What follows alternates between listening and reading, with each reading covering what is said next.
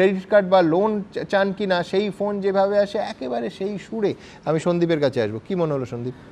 ওনার আরেকটু 2-3টে জিনিস জিজ্ঞেস করলে ভালো হতো, যে টাকাটা কোথায় যাবে, ইউপিআই বা কোনো অ্যাকাউন্ট কিভাবে পে করবে, এটা আমার জানলে একটু সুবিধা হতো, তাহলে আরেকটু ভালো ইনভেস্টিগেট করা যেত।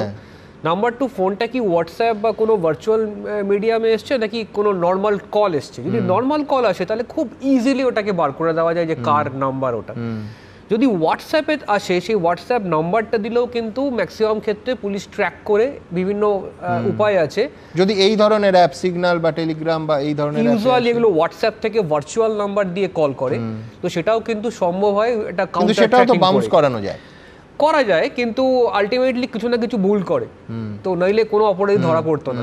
সুতরাং একটা উপায় আছে। আচ্ছা সন্দীপ, আরেকটা, এ তো র্যান্ডম কল করে করা যাবে না, তার কারণ এমডি তো আর র্যান্ডম কল করে কাউকে পাওয়া যাবে না, কিন্তু লিক হয়েছে, ডেটাবেস তো লিক হয়েছে ডেফিনেটলি, এবং সেই ডেটাবেস ধরে ধরেই কল করছে। আজকাল আমরা জানি টেলিমার্কেটিংদের কাছে সব ডেটাবেস থাকে, সুতরাং এই ডেটাবেসও যে লিক হয়েছে এটা নিয়ে কোনো মানে দ্বিমত নেই।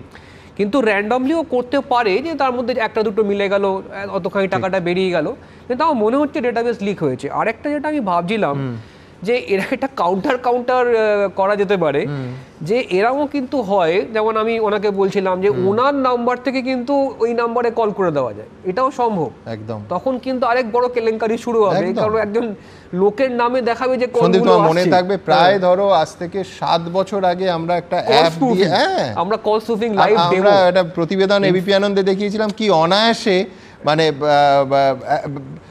অরূপের স্ত্রী দেখবেন যে অরূপ করছে, আসলে করছে সন্দীপ, এবং সেটা করতে কোনো বিশেষজ্ঞ হওয়ার দরকার হচ্ছে না, কিন্তু এটা এতটাই সহজ অরূপ, জাস্ট নাম্বারটা টাইপ করতে হবে। আমরা প্রতিবেদন দেখিয়েছিলাম এবিপি আনন্দে। সেটা করলে কিন্তু আরো বড় সড়ো কেলেঙ্কারি হবে, তখন ওনাকে আবার দৌড়াদৌড়ি করে দেখাতে হবে যে আমার এখান থেকে কোনো কল বেরোয়নি।